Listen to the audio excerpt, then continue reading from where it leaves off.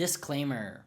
Before we get into these eczema and TSW healing foods, I want you to understand that everybody is different. This is the reason you see people heal on the vegan diet, or the carnivore diet, or the keto diet, or the autoimmune protocol diet, or without even changing their diet.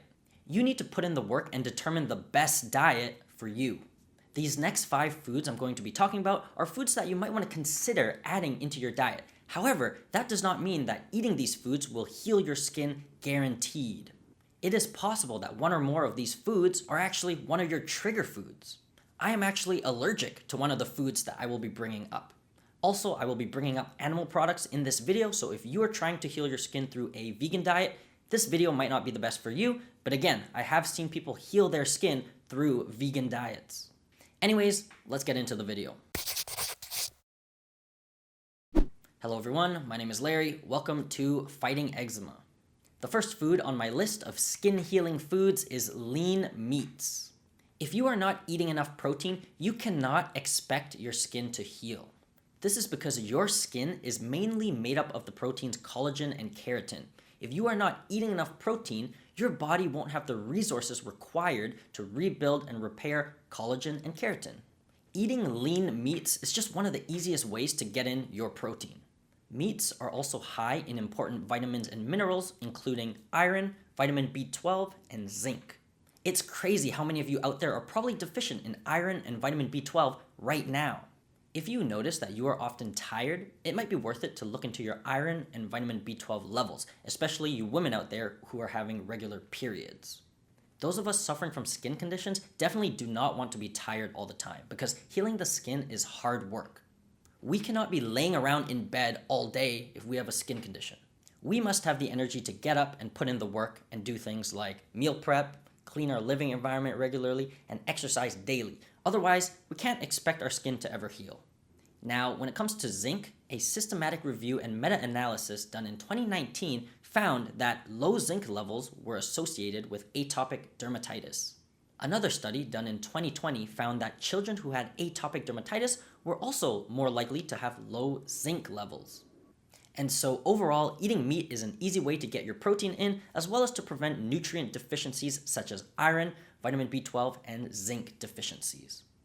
The next food on this list of skin healing foods is sweet potatoes. Sweet potatoes are one of the safest carb sources you can incorporate into your diet if you are suffering from a skin condition. They contain numerous compounds that contribute to healthy skin, including beta-carotene, vitamin C, flavonoids, and antioxidants. Now, white potatoes also contain some of these compounds, but in much lower amounts. Furthermore, white potatoes are considered nightshade vegetables, and so they can be a trigger for those of you potentially suffering from nightshade sensitivity. On the other hand, sweet potatoes are not nightshade vegetables, and so there's a much lower chance of being sensitive to sweet potatoes.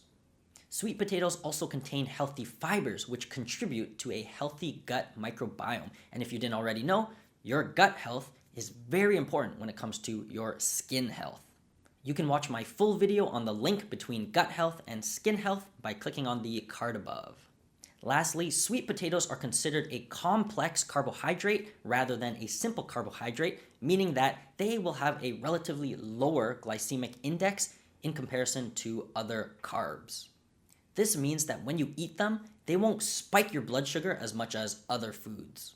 Elevated blood sugar spikes is a common trigger for people suffering from skin conditions, so choosing sweet potatoes as your main carb source will help to keep your blood sugar levels stable. The next food on this list is berries. Similar to sweet potatoes, berries are high in compounds like vitamins, antioxidants, and fiber. Furthermore, berries are one of the fruits with a lower glycemic index. I find that incorporating berries into your diet is a great way to curb any sugar cravings that you may have. Personally, I have a bit of a sweet tooth, and so I remember when I was suffering from severe eczema and TSW, I would often choose foods like cookies or cakes as my dessert. However, I learned to use berries as an alternative to these crappy high sugar foods, and my skin thanked me. Here's a list of low-carb berries that I recommend you choose from. Nowadays, my favorite berry is probably green grapes. The next food on our skin healing list is fatty fish. So I'm actually allergic to fish, but if I wasn't, I would be incorporating fish into my diet a couple times a week. Not only is fatty fish relatively high in protein, it contains omega-3 essential fatty acids, which are anti-inflammatory fats that may be beneficial for those of us suffering from inflammatory skin conditions. When I say fatty fish, I'm talking about fish such as salmon, herring, mackerel, and sardines. Now, most guidelines will tell you not to eat more than 3 servings of fish per week. This is because of the high potential for fish to contain environmental contaminants such as mercury. So I recommend that you check your guidelines depending on where you live. Unfortunately, eating fish sushi every single day is probably not the best idea. Before we get into the next food, I'm going to ask you to hit the like button on this video if you're finding it helpful. Hopefully we can get more people with skin issues to understand the importance of diet on their skin. The next food on our list is bone broth. Bone broth is a food that is very easily digestible, and it contains high amounts of collagen and gelatin. Like we mentioned before, collagen is a major protein found in the skin, so consuming bone broth high in collagen will provide the body with the amino acids required to rebuild new collagen. Similarly, bone broth gelatin that you consume will be broken down into other amino acids that will then play a role when it comes to skin health, as well as rebuilding other tissues such as muscle. Bone broth also contains a lot of micronutrients, for example, magnesium, calcium, phosphorus, and potassium, essentially making it a natural electrolyte drink. Remember, you should be exercising daily if you ever expect your skin to heal, and so bone broth can act as a natural way to replenish those electrolytes lost during your daily exercise. Now, one thing you need to know about bone broth is that it may be naturally high in something called histamine. Histamine is a natural compound produced by the body in response to an allergen. People with skin issues will often have a histamine sensitivity or intolerance and will react poorly to histamine. Bone broth just naturally has histamine, and if you leave it in the fridge for a few days, it'll actually build up its histamine levels. So if you are someone who suffers from histamine intolerance, bone broth might not be the best for you. Ideally, you want to determine if you have a histamine intolerance or sensitivity before you start drinking bone broth.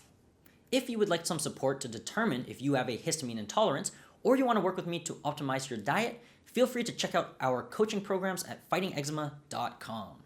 I offer a free discovery call if you want more information, and in my coaching programs, I guarantee that I will work with you until your skin improves. If you want to learn more about how to heal your skin, you can check out one of the videos that has just popped up on your screen. Thanks for watching, and I'll see you in the next video. Bye for now.